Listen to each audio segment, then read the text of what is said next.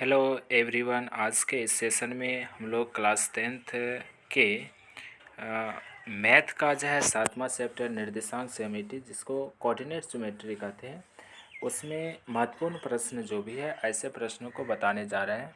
तो आप लोग से एनसीईआरटी का बुक लें और पेन की सहायता से ऐसे प्रश्नों को चिन्हित करते चले जो एग्ज़ाम के व्यू से जो है अच्छे प्रश्न है, जिसका एग्ज़ाम में आना 100% गारंटी है।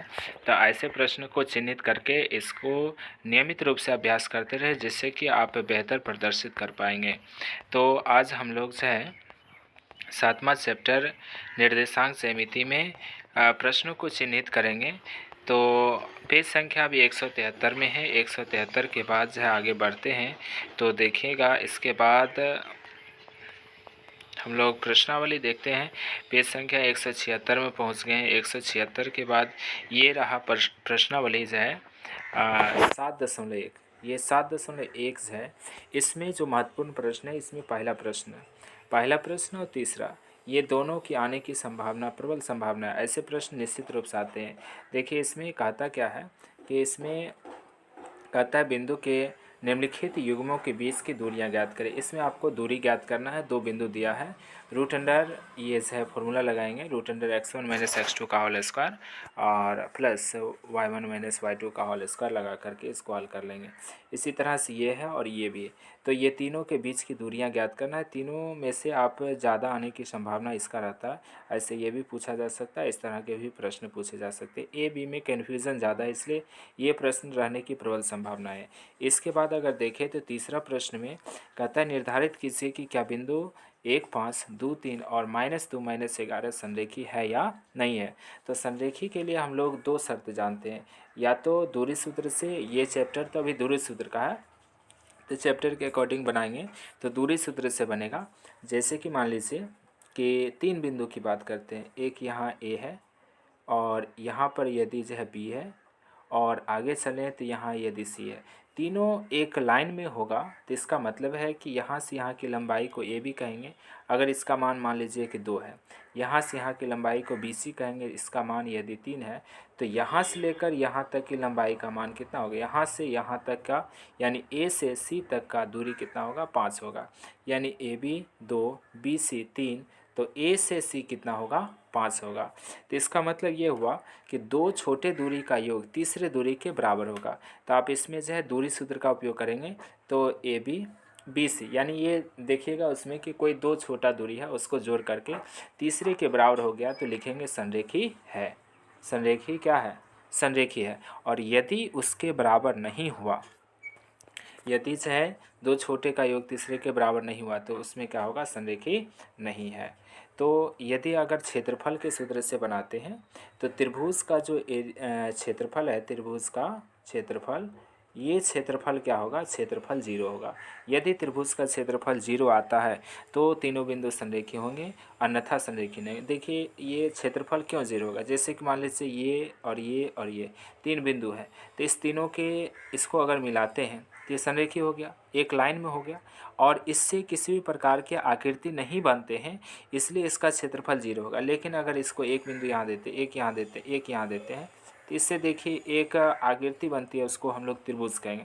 इसका क्षेत्रफल कुछ ना कुछ आएगा, जैसे 1 सेंटीमीटर स्क्वायर, 2 सेंटीमीटर स्क्वायर, कुछ ना कुछ इसका क्षेत्रफल होगा। लेकिन संरेखी स्थिति में कोई क्षेत्रफल नहीं होगा, इसलिए क्षेत्रफल क्या होना चाहिए, 0 होना चाहिए। देखिए इसमें ये दोनों महत्वपूर्ण थे।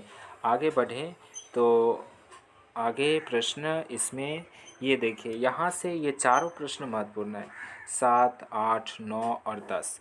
इसमें से कोई एक प्रश्न रहना 100% गारंटी है। फर्स्ट सीटिंग, सेकंड सीटिंग, दो सीटिंग में एग्ज़ाम होते हैं। किसी में हो सकता है 7 रह सकता है, किसी में 9 रह सकता है, हो सकता है नहीं तो 8 रह सकता है। लेकिन हम लोग से अभ्यास में ये चारों प्रश्न का अभ्यास करेंगे। इसमें दूरी समदूरस्थ है एक्स अक्ष पर, और एक्स अक्ष पर समदूरस्थ है तो एक्स अक्ष के बिंदु का नाम पता होगा, क्या होगा, एक्स अक्ष का x0 होता है। वाई अक्ष का क्या होगा, तो वाई में वाई का मान होगा और एक्स का मान क्या होगा, 0 होगा। एक्स अक्ष की बात कर रहा है, ये इसका मान मतलब मान निकलेगा। इसके बाद हम लोग चलें तो 8वां प्रश्न में कह रहा है कि बीच की दूरी से 10 मात्रक है। आप जो है इसमें दो बिंदु की बात कर रहा है, दो बिंदु लेकर के बीच की दूरी 10 मात्रक लेके हल करेंगे, आंसर आ जाएगा। और 9 प्रश्न में देखें तो ये 9 प्रश्न, देखिए 9 प्रश्न में देखें तो इसमें जो है क्या कहता है कि यदि Q का मान दिया है, P और R से समदूरस्थ है तो X का मान ज्ञात करें, QR और PR का भी मान ज्ञात करें। तो आप एक बिंदु यहाँ से लेकर के इस तरह से आप दूरी बराबर कर लेंगे और फिर हल करेंगे तो आंसर आ जाएगा। इसमें 10वां प्रश्न देखते हैं, तो XY में एक ऐसा संबंध ज्ञात करें जिसमें कि इतना और इतना से समदूरस्थ है। तो ये 10 नंबर प्रश्न भी समदूरस्थ वाला है, इसको देख लेंगे।